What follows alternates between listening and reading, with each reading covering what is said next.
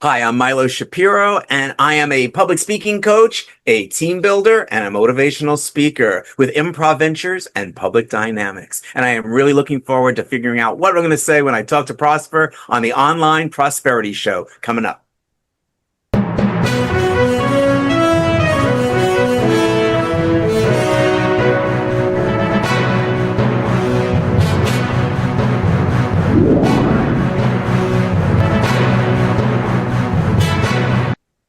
Now, ladies and gentlemen, welcome to yet another exciting episode of the Online Prosperity Show, the number one place where you get exclusive stories, methods, and the breakthroughs from people that are solving real world problems. I know maybe you might have fears, you're stuck in whatever it is that you're doing, or just experiencing performance blocks. I want this to be the episode that you're going to watch over and over again. My name is Prosper, and I'm the host of this show. And as I've said, if you've ever felt tongue-tied in front of an audience or wished that you maybe led your team better, or maybe thought, I wish I could communicate so that people would listen, I want you to lean in because this is exactly the episode for that. I'm about to introduce to you the man, the myth, the legend, Milo. How are you doing today? Hey there, I'm leaning in too after that intro. That was a good one. And I've heard a lot of it. That was good. Great stuff. Well, I'm in front of greatness here. I mean, you do a lot of improv, so I had to do the best I could do on short notice. All right. Please don't judge me. I haven't had the experience that you've had, to just speak when prompted. But for those that are wondering what we're talking about here today, I actually have the pleasure of welcoming Milo M Shapiro. He's an improv veteran, public speaking coach, motivational speaker, and a team builder extraordinaire. And Milo, I can't wait to learn a little bit more about what you've been doing and how you're actually helping people be, do, and have, better communication out there. It's going to be fun sharing with you. Where do you want to jump in? Fantastic. Well, I know you've been doing this improvisation work and maybe, for longer than most of us would be comfortable. Been alive. I don't know how old you are, but I'm at this 35 years doing improv. So I'm sure listeners out there who go, "Ooh, that is a lot." People in my improv troupe who weren't born when I started. So that goes on. Absolutely. So you've seen all the trends, the ins and outs of communication methods, media, and things that people use in order to communicate their message. Tell us a little bit about, the time before improv. What were you doing and what did the world look like for you? So my major in computer science back in college, something completely unrelated to anything I do right now. I can't even fix my own computer now. But back then, I went to school to learn how to program. There were languages like BASIC and Fortran and COBOL, ancient history to anyone who's in IT now saying they've never heard of those. But that's what I was writing code in, and I was good at it, and I was well paid at it. I was six figures by the time I left in that world. And what I kept getting credit for, besides being a good coder, was my creativity. My clients saying he came up with a solution that we didn't even suggest to him that's so much better than what we thought we were going to do. So my creativity was always getting praise, as well as my code, and asking my clients questions. We came up with great solutions to their problems. So that was what I was doing all those years. But in 1990, I went one time to a meeting, and instead of a guest speaker, they had an improv troupe come. That was the guest speaker that week, was an improv troupe. And I was mesmerized. I had never seen anything like it. I'd seen stand-up where people practice a routine, stand-up comedy. But all these people making these things up on the spot, I was just blown away by it. And I was like, I need to do that. I'm supposed to be doing that. And so I approached them afterwards. I said, how does one learn how to do those games, those things that you're doing? Because I think I'd be good at it and I'd have fun with it. And the woman I approached said, honestly, we're not even really an improv troupe. We're an improv class. We were excited to be asked to come and do something here. Go call our teacher. I called Jackie, signed up for classes immediately. And inside of a month or two, she goes, "You don't belong in my beginner's class. I don't need to get you out of your shell. I'm putting you right into my intermediate class." And I took classes with Jackie for a few years, got better and better at improv, ended up auditioning for a troupe that led to the troupe that I was in for 14 years, the San Diego chapter of the International Organization Theater Sports, which is based out of Calgary. We were the San Diego chapter. And for 14 years, every Friday and Saturday night, we were making up scenes and songs and games and having a blast together.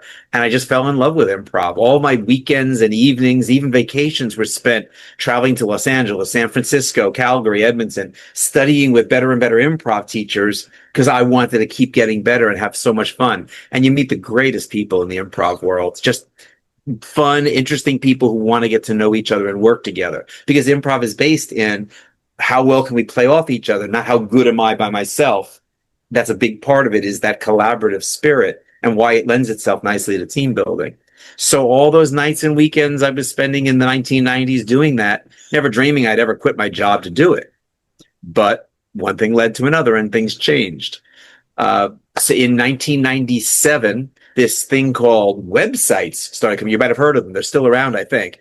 Websites started being popular, and someone dropped by my desk and said, "Hey, check out this website someone told me about. It's a company back east that uses improv for team building." And I don't know what I was doing, but I immediately went to this website, and they listed games that they play that teach business principles. They had a game that taught listening skills, and a game that taught building on each other's ideas, and another game that taught nonverbal communication.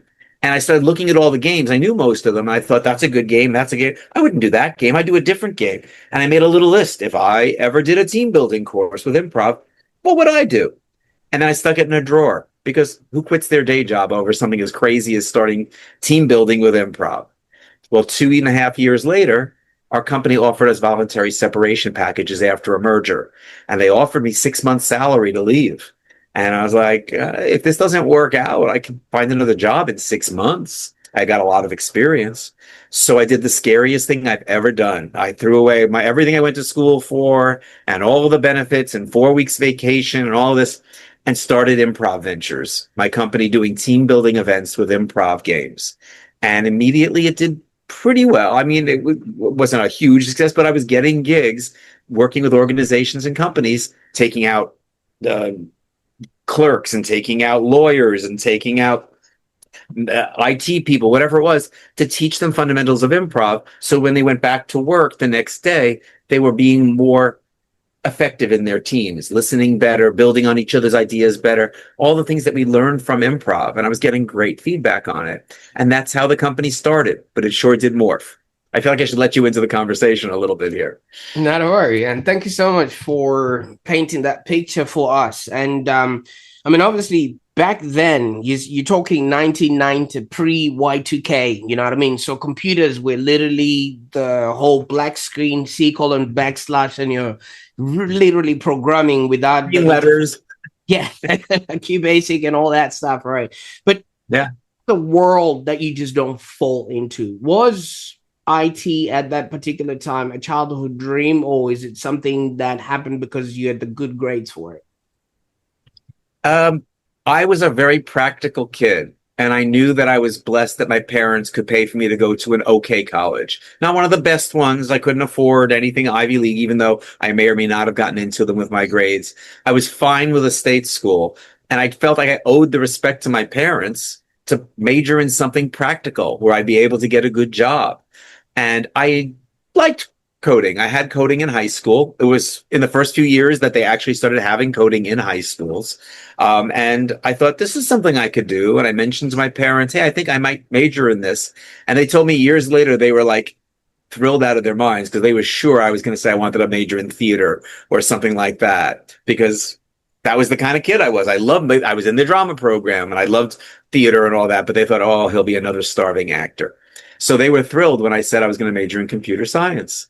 And as I went off to college, I got really good grades in it, and I continued to find it somewhat interesting. I liked it.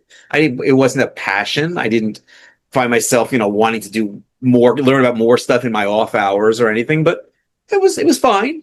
And I kind of thought, a job is something you do to make enough money to be able to put away, to retire at a young age, to be practical. And then after hours, that's when you live your life. That's when you go to the gym. That's when you play with your friends. That's when you do whatever you're doing. You got to do your day job. And that was what I was buying into, which I think we both know isn't necessarily how one has to live their life. But that's what I bought into in 1982 when I graduated high school and went off to college. Uh, it was a logical choice. And I got a job right out of college. In fact, I got an internship during college that they offered me a full-time job when I graduated. And that led to another even better job. And that led me out of New York to San Diego because with a few years on my resume, I didn't have to stay in freezing cold upstate New York. I could go someplace nicer and find a job, and found my way to San Diego, fell in love with it. And I'm still here 36 years later. Fantastic. Now, there's a statement that you just mentioned, Milo, and you said you owe the respect to your parents. Now, was there an expectation for you to actually do well? I mean, as you let it allude that they were actually happy you went towards the IT stuff instead of becoming a starving artist. Yeah, my family was extremely education geared. We knew from kindergarten that we were going to college. That was not negotiable. If any of us had tried a bucket, it would have been interesting to see what would have happened. But there was only two of us. My brother and I both went to the same college, which was the State University in upstate New York in Albany. And there, we were taught very early on, like, save money for college. I didn't even know what I was saving for. I didn't know how much college was. I just knew I was putting away babysitting money. I was putting away after school anything I could do extra, putting away because it was drilled into a save for college, save for college. And then as it turned out, I went to an inexpensive enough one that what I was saving for was just to be able to afford to do things, live off campus and support myself. I promised myself I would never ask my parents for money again from the day I graduated. And I had enough saved up that when I got my first job and got my first apartment, I could be out on my own. So yeah, it was no question going to school. The fact that my brother and I both chose very practical things thrilled them. And he majored in business and I majored in computer science. So we were both going to be okay. Not so great was telling them at 35 that I was leaving that all behind to start doing team building with improv. But I was 35 then, so they had less they could say about it. Oh, absolutely. Yeah, I was just about to wonder what the dinner conversation was. Say, hey, mom, okay, no more pixels. I'm gonna be doing what? Yeah. Yeah. Well, it was long distance. I was calling from San Diego, which I had moved to, 12 years earlier or whatever. And they couldn't tell me what to do with my life. And my mom actually said, we were actually surprised it took us this long for something like this to happen. We always thought you weren't meant to be in a cubicle. You're too big of a personality. You're too big of someone who wants to be involved with people. And she always knew computer science wasn't really who I was. But the fact that I stayed in it for 12 or 13 years gave me a chance to build a nest egg to start improv ventures with. And thank goodness, because the first year or two I did okay, but it was lean. I wasn't making ends meet. I was dipping into the savings for a while there. But I had 6 months income coming, so that helped. Now, this brings me back to, trying to piece together, obviously, the IT and the improv side of things. And from what I know, correct me if I'm wrong, a lot of people that end up in theater are very, obviously, larger than life characters, extroverts, and people that end up in IT are usually introverts and people that just want to stick to their computer and things of that nature. How did you bridge that in between? Do you know how you managed to be both in that particular scenario? Yeah. I was the life of the party guy at work. I was the oddball. Most people would have data diagrams and computer schemas all over their cubicles, and I had pictures of the Peanuts characters Linus and Lucy and collages of my friends and art pieces. And one day my boss came and sat in the chair in my cubicle. He goes, "I always like being in your cubicle because it's like leaving work." And I said, "What?" He said, "Just the way you decorate, like you make yourself so at home here." I said, "Well, 8 hours a day, this is my home. You could do this too." And he said, "No, I could never do this with my cubicle. That would feel weird." Because he had a mindset that we can't be who we want to be at work. And I didn't check who I was at the door. And so I kind of stood out a little bit doing that. But I think it scored me more points than it hurt. There were a couple of bosses along the way who wanted me to toe the line more, and we didn't jive as well as others. But I think in general, most people appreciated someone who, I don't know, was a bit of breath fresh air, I guess, and amongst all those cubicles. But I don't regret the time I spent there for two big reasons. One is I did bank a lot of, money in the 401k by being there and doing my job and, busting my hump for 13 years. But also I learned what business is.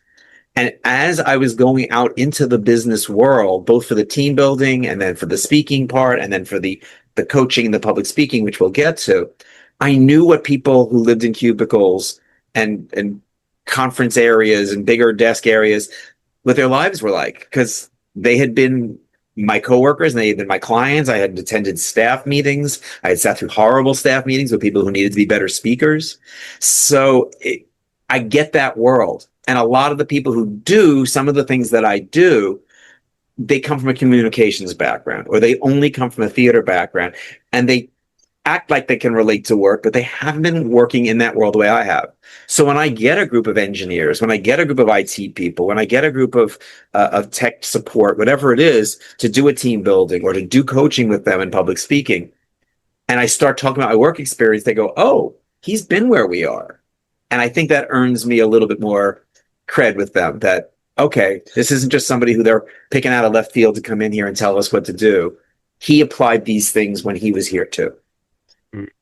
You see, what I like about that is, I mean, you would understand this garbage in, garbage out. So, as a computer person, whatever inputs that you put in will determine the outputs that you will get. And that's what a lot of people get wrong. As you're saying, a lot of people are communications experts. They're just using the skill set of communication without the actual inputs of having been in the actual internal struggle of what the people they want to help do. So do you see that the 12 or so years that you were doing this IT work actually really shaped you and gave you the street cred for you to be able to then stand in front of people and say, I can help you achieve X, Y, and Z? That and the ability to ask the right questions so that it seems like I'm even more a part of their world. For instance, I've spoken a lot to healthcare. I've spoken to areas of engineering that are not my world, not computer engineering, but literally engineering, building structures. And in the pre-interviews it's not like just having the cocktails with the manager the night before I get up and speak. There was one time where I was doing a full day program. I can't say the name of the company, but the company you've heard of. And at one of the breaks, somebody came over to me and she said, "Are you internal?" And I said, "No, I've never heard of your department. I mean, I heard of the company. I'd never heard of your department before a couple of weeks ago." She said, "You're using all our terminology like you know us." I said, because I wanted to make sure I would get it right. So I asked your boss the right questions, I guess. She said, "Everybody here thinks that you work for the company. I'm going to spread the word. No, you don't." Just because of the fact that I didn't sound like an outsider. And that's important. Sometimes something as simple as knowing, do you refer to the people you work with as your clients, your customers, or your patients? Those little differences. If I keep talking about our clients and you call them customers, I've alienated myself from feeling like I'm part of your group. It's just one simple example that most people can relate to. I quite like that. I mean, see, I don't know if you can see my teeth here, Milo. A little bit. I've got that natural gap, and it's very prevalent in a lot of African people. And when I first arrived in Australia, they told me I could fix this for about $14,000, and I went to town to work for it. Now, every time I laugh because I don't need it anymore, I'm not that vain, but there's a dental practice outside where I pick and drop my girls, and it's got a sign outside that says "New patients welcome."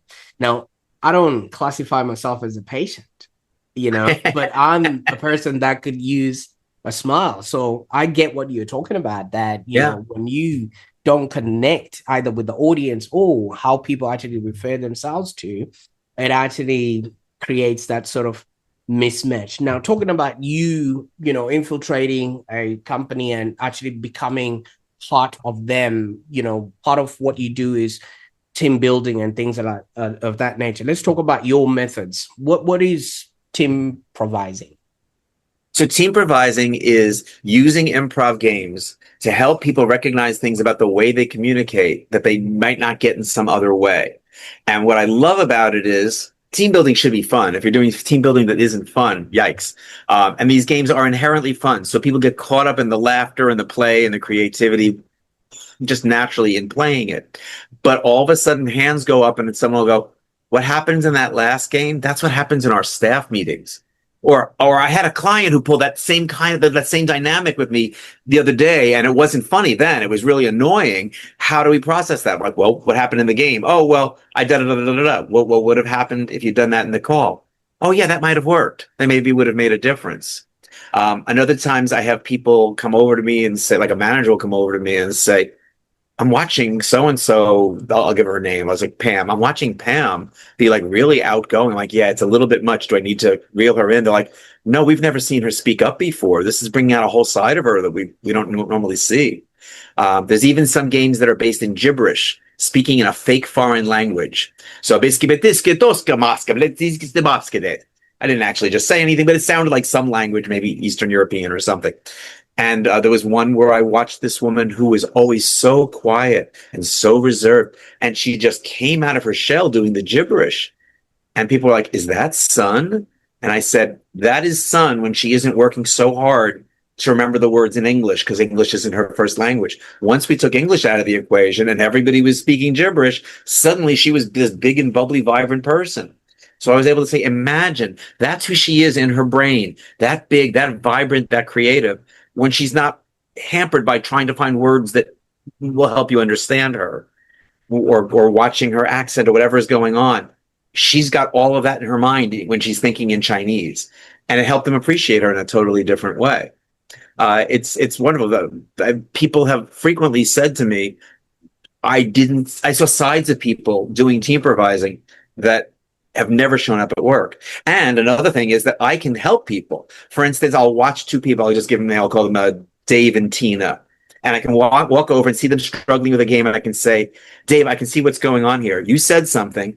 Tina built on your idea, and then you built on the last thing you said instead of building on what Tina said. Tina, say your thing again. Now, Dave, build specifically on that. Yeah, that's better. Go. And all of a sudden, they're laughing more, and they're getting through the game and having a great time. And the boss will say to me afterwards, I've wanted to say that to Dave for 20 years. He never builds on anyone else's idea. It's always it. Well, how come you can just come in and tell him and fix it? I'm like, I'm not his boss. I'm helping him win a game. You're criticizing his work performance. Which one is he going to take better to?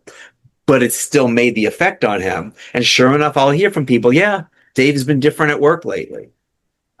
Just a few examples. Another woman playing with status. Status is an important part of improv, being high status or being really low status.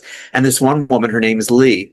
It was a 2-day class, and she was very funny in all the low status characters, never making eye contact and shuffling around in the background, touching herself a lot, like all kinds of silly things that go low status. Put her in high status characters, she couldn't do it. She was terrible. And so she and I had a private conversation afterwards. And what we came to realize in the discussion was that the message she got from her mother, her aunt, and her grandmother was that women in business who try to be high status are seen as pushy and aggressive, and no one wants to work with them. And I said, well, that is one way that you can be high status. But another way to be high status is to show leadership, show confidence, show capability that people would respect. Can you see that as high status also? And she said, yeah, I've just never tried to step into that. I said, how would that feel? She said, safer. The next day she did a little bit better with the games. She went back to work saying, I'm going to try this out. And in a couple of months, she got called into her boss's office, and he said, we're not sure what's different with you, but it's been what we've been waiting to see for a long time. Something's changed. We want to put you in charge of a project. They put her in charge of a project because of how she changed, how she came across with status. That project went well, and she got her promotion, all coming out of team improvising. And, and she's got that lesson for the rest of her life. And I'm so happy for her. That's many years ago. I don't know what's become of her, but I know she got promoted last I heard. Absolutely. But what's the uptake of these sort of activities? Because when people show up to a corporate environment, they're serious. And these sound like games, and I don't know if people would just sign up to play games with their Oh, teams. they wouldn't sign up. That's why the manager has to send them. And I do get the people who come out and sit like this, like, I'm not going to participate. And I'd say I win them over 85% of the time. Some people are never going to. So that comes up. We're kind of launching into the speaking topic. The, uh, the main keynote speech I give two, but the main one I gave for many years was called "We Got to Fail to Succeed." And it comes from the improv background of sometimes we're just not going to succeed. And we have to be okay with what do we learn from it? What can I do differently? How do I better myself there? So one of the places I have to apply it in answering your question is that 15% of the time, this guy's going to miss out on the day and it's his loss, not mine. It's unfortunate that if the manager sees it, she sees that I didn't, win him over. But if everybody else is having a great time and learning, I go, he wasn't willing to. There's only so much I can do about that. But 85% of the time, I do get there. And I have to use different strategies. Part of it is asking the right questions up front. There was one group I got where it was 18 guys and 3 women. That is not a winning formula for me. I want half women if I possibly can, because women just naturally tend to be more experiential and men want to feel things out more. So because I knew how that group was, I added a lot of really physical games. One of the games involved tossing things to each other as they were doing. Well, they liked the sporting aspect of it. Could they catch the harder tosses? And there was little sponge balls. Nobody could get hurt, and we could do it indoors. But that game, participating in the ball tossing, that brought them in. Like, all right, this Milo guy, he's got us playing ball a little bit in here. That's okay. And then I figured out who were the outgoing personalities, brought them into some of the more creative games. And if Dave can do it, hey, I can do it. And so there was a level of competition going on a little bit. Okay, so play off of that. It's knowing your audience. When I did a group of librarians, I had to change things completely because much as they enjoyed the game, I think their favorite part of every exercise is when I gave them time to write down their feelings about it. And I gave them several minutes to do that. Other groups have no interest in writing down their feelings. The librarians wanted that quiet time. So you learn to adapt. And it's one of the things that makes it hard in selling the program is I just recently had someone who said she wanted me to tell her all the games we were going to play and explain them all. And I said, I won't do that, even if I lose the contract. Because I said, if I do that to you, I have to stick to it. And you're not giving me the freedom to read the crowd and say, they like this game and they're learning from it clearly. I'm going to choose another game that's fun, but in a similar vein. Or this isn't working. They're not relating to this. Let me switch gears because I promised I was going to do something. So I said to her, that's not going to work for me. I can give you an idea of the kinds of things I'll do, and that we'll do some whole group stuff, and we'll do some paired stuff, and we'll do some get up in front of the group stuff. And I gave her some ideas, but I said, at a certain point, you just have to put a trust in me or not hire me. And it went great. We had a great time together, but I could tell she wasn't happy having to trust me. Oh, absolutely. I mean, when you start talking about throwing things, it's an insurance risk. It's a whole OH&S department that needs to verify everything and things of that nature. But sponge balls are pretty safe. You'd have to gouge someone's eye with a sponge ball to hurt them. You never know. Somebody might reach out and, oh my God, something happens and they pull a muscle and it just becomes. Yep. I did have to. Right. The closest I've come to any problem one time was a woman in her late 70s, and this really, I've had as young as 18 and as old as early 80s. A woman in her late 70s who was laughing so hard that finally, like she was like starting to lose her breath a little bit, and we stopped the game and sat her down until she calmed down. And she's like, "I'm so embarrassed. I just was having so much fun, but now I can't." So she got her breath back. So that was as close as we've ever come to an injury situation. Someone having too much fun. That's pretty good. So you sort of glazed on your keynote. We got to fail to succeed, and I think it's a very important message. How do you use failure and maybe risk or uncertainty that a lot of people really, really try and avoid in your talks to shift, people's perspectives and help them see mistakes in a whole different light? So I'm going to backpedal a little to get to that answer. I was doing the team building events, and people at them kept saying to me, you need to do this with bigger crowds. Like, this was great having the 20 of us and lots of individual feedback, but you don't need to do this like a motivational speaker, like lead 300 people in games. And I kept saying, well, leading people in games, you can't just do that for an hour and call that a keynote speech.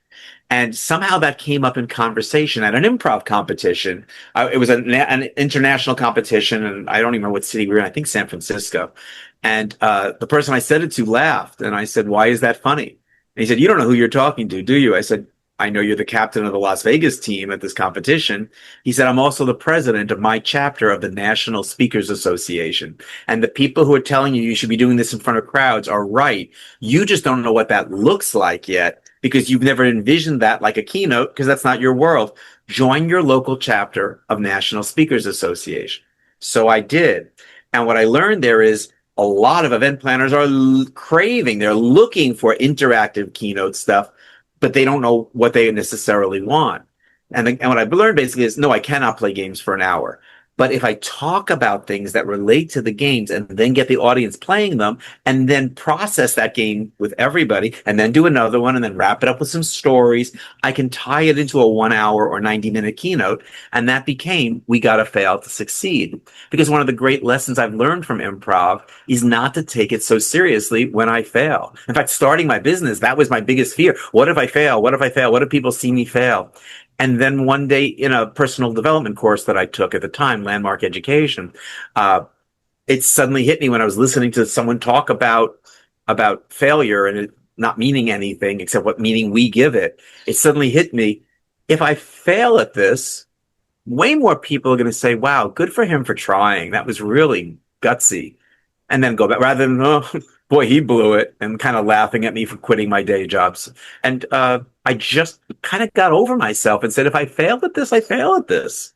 It was a bold thing to do and something I'd always have wondered what if, and now I won't have to wonder what if, and I didn't fail at it. And so that message kept repeating in my mind and tied into the games. And there's some improv games called failure games. They're literally games you cannot succeed at. I love doing this with engineers because it makes them crazy because engineers don't like to fail. So when I tell them up front, you cannot succeed at this, the goal is to see how long you go before you fail.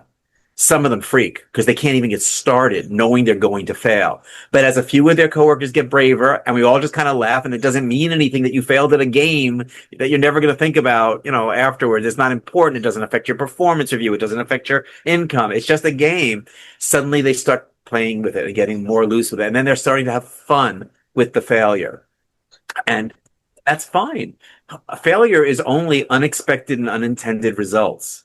How you choose to feel about it, where you choose to go, and what you choose to learn from it, those are all choices. I mean, I was literally just using the word choice without thinking about it, but those are all choices. You can decide to be down on yourself, never try it again, hide from people, not take other chances, or you can go, got it. I know what I did wrong in that case. That's not going to happen the next time. And there's where we have the opportunity for growth and possibility. So I created this keynote called We Gotta Fail to Succeed, where about half the time I'm talking and sharing stories and ideas, half the time I'm leading them in the games. And that kind of took off to the point where I was like 80% speaker, 20% team builder. And I was fine with that because the keynote speaking, honestly, was easier. I'm a naturally good speaker in general. I mean, I had a lot to learn, don't get me wrong, but it comes naturally. You can see that in the conversation here, hopefully. And I I found games that I could play with 300 people. It was just 150 pairs turning to the person next to them. And I would run around the audience and I would go back and not give direct feedback. I'd say, here are some of the things I'm noticing. Maybe this happened in your pair. And most beginners make the same mistake. So when I would say, did this happen to anyone? 3/4 of the audience would laugh because it happened to all of them. So it's fun. I love doing that program. And that program was the one that changed my life because as I was giving that program, people kept coming up to me afterwards and saying, would you work with me on my speaking skills? Would you come and work with my staff on their speaking skills? And for too long, I said, no, that's not what I do. Yes, I had years of Toastmasters. Yes, I've had years with National Speakers Association, but coaching isn't what I do. I do these speeches and I lead these improv games. And I wasn't listening to people saying, you've got something I want to learn from. You've got a talent, a gift, whatever you want to call it, that I want to draw from. So this one guy came up to me afterwards and said, at a speaking conference that I was at, and he said, I need help. I need coaching and speaking, and I 100% think you're the one I'm supposed to get it from. I really think I was here today to see you because you're that person. I said, yeah, but I don't do that. He said, I need you to do it. I said, why? What's going on? I sell plants on QVC, plant parts. It's like it's a stalk and you stick it in the ground and roots go one way and leaves go the other. My brothers travel the world looking for these exotic plants, and I'm the front person who talks about it. And we sell 90% of our product on QVC network, the home shopping network. And I said, well, what's going on? Why do you need a coach? And he said, they told me that I'm not good enough on camera. I don't speak about it well, and I'm not selling enough, and they're going to cut me. And he said, that's 90% of our business. He said, I have one more chance and it's in 2 weeks. Please help me. And I said, I don't know if I can help you, but if you're that desperate, we'll try. He shows up at my place with a stack of VHS tapes. That's how long ago this is. We watched 3 episodes of him on QVC, and I said, I don't need to see more. Yeah, I can see what you're doing wrong, and I do think I can help you with that. We met, I think, 3 times. He went back to the East Coast where they film the QVC 7-minute time slot. 5 minutes into the time slot, he had sold out his entire product line. They didn't know what to do with 2 minutes of dead air. They sold some products he hadn't even brought with him that he had to get shipped quickly. And afterwards, they said, you were completely different on camera. What did you do? How did you change that much? And he said, oh, I hired a speaking coach. And when he came back and told me about it, I said, please tell me you gave them my card, because that could have been life-changing. If they saw me as the person who could help their people sell, but he didn't give them my card. He said, I will next time. I said, please do, but the moment is probably lost. But that made me think, I must have something here in being able to help people see what they're doing wrong. So I added it to my website. I mean, what were the odds anyone was going to hit it? But it was a third thing on my website. Well, SEO was a lot easier in 2004, and I did it right. And once again, inside of a year and a half, 70% coach, 20% speaker, 10% team building. The coaching just took off. And I think I know why. There are more people who know they need to improve their speaking than there are people who know they need me at their next conference, or that they know they need to work with their team on team building. And the team building was always a hard sell, because I had to convince them first that they needed team building, then why improv over other kinds of team building, and then why me over other people who do improv. So that was a lot of hurdles. But the phone just started ringing with people saying, I see on your website you help people with public speaking. I need it. I have a big speech coming up, or I have a staff meeting I do every week and I know I'm terrible, or I have a sales pitch where I go out to my clients and they ask me questions afterwards that just show they weren't really paying attention, or I wasn't clear. And so for 21 years now, I've been showing people how to be what the book says, more prepared, polished, and powerful, and get over that silly notion that there's a fear of public speaking. I don't believe there is a phobia of public speaking. I believe there's a genuine, understandable fear of being asked to do something you have not been shown how to do well. If you told me I had to do brain surgery tomorrow, Prosper, I'd be terrified. I don't have a phobia of brain surgery. I'm not prepared to do it. And we throw people into it. It's like, you know English and you know your topic. You should be able to do this. And people think I should be able to do this. And they get up there unprepared, or having prepared wrong. It goes terribly. And what do they say? I'm terrible at this and I'm scared of it next time. So we break that cycle by saying, stop putting you in front of audiences until one-on-one, not in a classroom, which is another scary setting, not in Toastmasters where you're up in front of people and you get to speak every 6th week instead of each time we get together. One-on-one just with me. Let's figure out what's getting in your way, and let's figure out what's great about you specifically, Prosper, because we want to develop the things that are great about you, not just fix the things that aren't as good. Because in the end, I don't want to turn you into me or Tony Robbins or Martin Luther King. I want you to be the best Prosper you can be. So we have to fix the things in your way and say, these are things that are great about you. How are we going to accentuate that? Maybe you're a natural storyteller. We're going to do more of that. Maybe you've got a humor style that where you haven't played it up, but I see it. We're going to play up with that more. So many people who think, oh, I'm not funny. I'm like, you were just now. You just made me laugh 4 times. Well, I couldn't do that on stage. Yeah, you could. You just haven't given yourself the permission, and you haven't learned the appropriate way to do it in the right places. I got one guy to make 4 jokes in a conference, not exactly a stand-up comedy routine, an hour-long thing, 4 laughs. But he wasn't going to do any. And I said, please do these 4 laughs. And at the end of the conference, he said, they were slapping me on the back, saying the most entertaining speech we've had in years. Couldn't believe 4 laughs made that big of a difference. I said, well, it was a 3-day conference. How many other laughs were there? He said, oh, yeah, not one. So he was the one who stood out as seeming human amongst all those doctors and researchers and scientists at that conference. And he said, I think you're the reason I got asked back for next year. Paid for all his coaching that he got asked back for the next year to speak on a medical topic.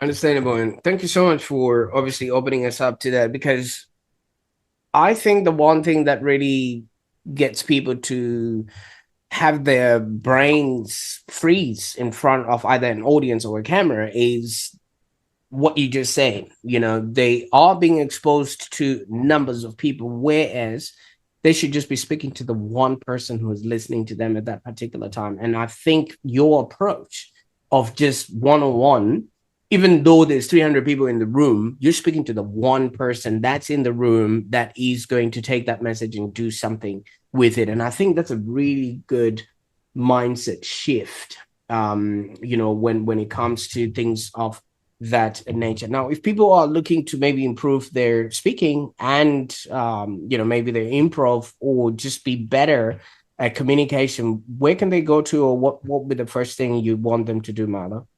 For all of the things about improv and the team building and the if you wanted me to be a speaker with the conference and get everyone playing the games, go to miloshapiro.com, which if you're on the video, you can see it down there, miloshapiro.com. If you're specifically interested in, yes, I want to work one-on-one on Zoom remotely and get this. And I meet everyone remotely, even here in San Diego. Everything is on Zoom for me now because it's literally more effective for reasons I won't spend time on. But it's not just more convenient, it's more effective. Then the best place to go is publicdynamics.com. That way you don't have to sort through all the improv stuff to find the stuff that's specifically about coaching. Absolutely. Now, obviously, there's a lot of people that will be a little bit skeptical about, Sure. maybe we're not hiring a comedian here or a clown, especially when it comes to sort of improv, and they just Yeah. assume it's just for fun. Could you maybe obviously tell that one person who's sitting at the back of the Yeah, room just thinking to absolutely. themselves, thinking So to two things. themselves, yeah, Yeah. I didn't hire a In the, clown here. yeah, I'm definitely, I mean, you've seen me for half an hour now. I'm no clown. In fact, I've seen clowning performances beautiful, and I'm like, oh my gosh, that I couldn't do that. And maybe when I was 20 I could have, but not my world now. So I don't see myself as clownish. The games are designed to just bring out perform ideas, but mostly, especially at a conference, you're doing it sitting in a chair talking to someone next to you. If you have to try and play a certain game where you have to do some logistics of like what words you can use and not use in the conversation, or what tone of voice you have to use when somebody does something, or the gibberish that I was playing with. You're just talking to the person next to you and laughing. You're not giving a big clowny performance. You're in a chair. In the team building, people are always worried about that. I take it so gracefully. In fact, that's why I don't like doing team buildings of less than 2 hours, because I need to build up to people being comfortable enough to do some of the bigger games and see with this group which games would work, be comfortable. I read crowds pretty well for that stuff. As for the coaching stuff, the man that I gave the 4 laugh lines to, when he called me, he said, "I've been all over your website, and I like what I see about you as a speaking coach. I like your experience. I like the things you're saying about it. But I see all this improv stuff. I need you to know there's no room for humor in this presentation. I'm speaking on a very serious disease." And I said, "Got it." And he got it as he was right. I meant got it as I heard everything you just said, and it's certainly not where we're going to start. And so we redid his PowerPoint. We reorganized his speech. We changed his very condescending word structure. It sounded like a textbook too much and didn't sound like a person talking. And little by little, it kept getting better. It was the 6th week before I even brought up humor. And then and when I did, he was like, "What?" And I said, "John, I know what you said when you first called me. So here's our baseline. We are never, ever, ever going to make a joke that minimizes the experience of people who have a horrible, debilitating disease that will kill everyone who gets it." He said, "Okay." I go, "Good. Now that that's our baseline, are there some stereotypes about researchers we can poke fun at?" He said, "Oh, yeah, we're kind of an odd bunch." I said, "Great. How about things we thought about Lou Gehrig's disease 60 years ago? We know so much more now that it's kind of laughable what people thought 60 years ago." And he's like, "Yeah, and then he caught me. He's like, "Oh, I get it. We don't have to take ourselves so seriously all the time." I said, "As long as we take our material seriously." And there is nothing wrong with an audience enjoying a speech as long as they're getting the material. And they're more likely to remember the material if they enjoyed it. So I have to feel people out. There's some people I can take to clownier places because it's who they are naturally. They just need how to rein it in so that they can get the meat of the material in there. And there are other people who have to be able to tell 4 jokes in an hour, like John, and it made all the difference. But the nature of my teaching, the improv only comes up a little bit. It's more me than them. The improv is me saying, this part doesn't feel like it's working. I'm just improvising in my head. What if we move this to here and this to here? And we had a little, and they go, how did you just do that? That is better. That would pull me in and it's a more interesting. And at least, how did you just do that off the top of your head? I said, I have 35 years of improv. The other night I was making up a song on the spot when someone played some music and I had to make up a song. This is easy compared to that. So it actually makes me a way better coach than it does make me teaching people who are going to be better speakers to do improv. That's not the goal there. I get when to be serious. I've worked with, medical situations, engineering situations, all kinds of things, government situations where sometimes, there was one woman, she said no room for humor. When she told me what she was speaking on, I was like, no room for humor. And that doesn't come up much, but she was dealing with grieving parents. How much worse could it be to try and infuse humor into that? I'm not stupid. I can see where things work and we don't. And we had some pretty serious discussions. But with her, instead of making it funnier, we made it more personal. Her speech was too much data. And she needed to bring out the humanity of her organization and what they were trying to accomplish so that the grieving parents could hear, not that they weren't wrong, but what they were what their big picture was and what their goals were. And can't say too much. I'm trying to keep this super vague. Just allowing people to see the humanity of her organization. That was where she went instead of humor, to get past data, because data dumping is rarely in our best interest. And that's what most people try to do. Make most of the time, I got 10 minutes, must give 10 minutes of data. What if you gave 7 in a way that people could remember and absorb it instead of 10 where it just goes over their heads? Heard a financial planner report recently. Can't repeat to you anything he said. It was too much data and no context for any of it. So unfortunate for him. Absolutely. Even though he's probably a very good financial planner. And what do they say? Numbers tell, but stories actually do the selling. And whatever we do, we're trying to sell ourselves, our stories, and our journeys to other people so they can also connect with us at a human level. Now, and we buy the salesperson so often. I can't tell you how many things I brought home from the county fair afterwards that I did not need. I'm like, I bought the salesperson again because they were so charming and made it seem so interesting, so fun, so useful, and too many things under my kitchen cabinet that I will never use again. But I bought the salesperson. And, to their credit, they won me over. Maybe I'm as bad as the people I'm training people to be. I don't know. Well, speaking of buying the salesperson, Milo, you've actually sold us on you. And I hope so. Now that we're in your journey, you've taken us from IT to improv to speaking and now coaching. What's next? What can we now be excited about that you're working on that really would, have us rallying behind you now that you've brought us into your world? Sure. I'm not looking for a next phase of my business. I'm very fortunate that if I could do the 3 things that my business is primarily made of, the team building, the speaking, and the coaching for the rest of my life until I want to retire. I don't want a next phase. What else can my business be? So I just want more of that and to be that. But in terms of exploring my creativity, I've become a playwright. I wrote a play last year that was a 2-act play, and someone who loved it asked me if I could turn it into 1-act because they needed a 1-act play for a festival, and I did, and it sold really well. And now I'm working on a second program. It's not a scripted play like the other one in the same way. It's 6 short plays that are the stories of 1970s music. What's the story behind the song? Because there's things, you listen to songs, you're like, I wonder what would have become of that person, or I wonder why that person was in that situation. And it's 6 short plays of the stories of songs from the 60s. And everyone who's been reading it says, this is different. Where did you get this idea? I heard a song on the radio and I thought, I wonder whatever became of her. Not that she's real, she's a character in a song, but wouldn't it make for an interesting play? So it's tentatively called Behind the Lyrics, the 70s. And if it does well, guess what the next one's going to be? Behind the Lyrics, the 60s and the 80s. I could write these the rest of my life. I'm having so much fun with it. I just hope someone produces it. Absolutely. Well, Broadway, you've got something coming your way. From your lips to God's ears, Prosper. Absolutely. Wow, what a powerful conversation. And thank you so much, Milo, I mean, for sharing so much. I mean, your story, the invisible shifts, the real transformations, and everything else in between.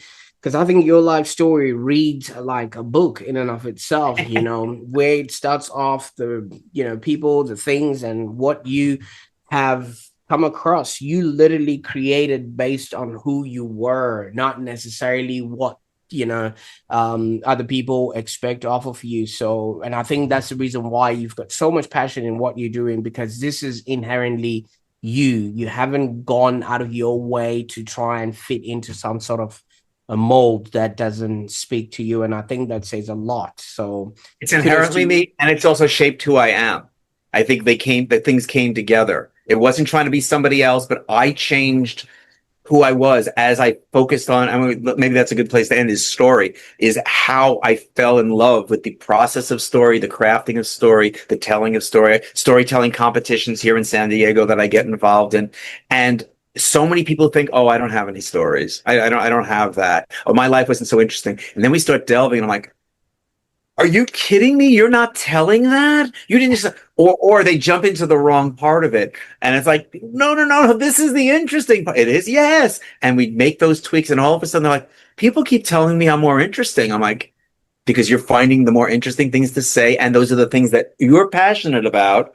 So that comes to life when you talk about it. It's finding that in each person, and that's what I seem to be good at.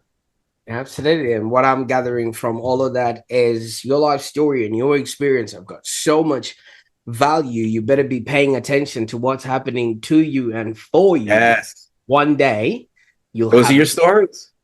One day you'll have a good story to tell on the online prosperity show. So for everybody else that's listening right now, I want you in the comments to just let us know what stood out for you. Was it the risk Milo did by leaving IT, or the way improv helped him teach his business grow, or teach the business lessons that he was teaching, or maybe just the idea that failure can be the stepping stone if you actually allow it? I want you to drop a comment or send us a message with one insight that you're going to try and live by, just simply from today's episode.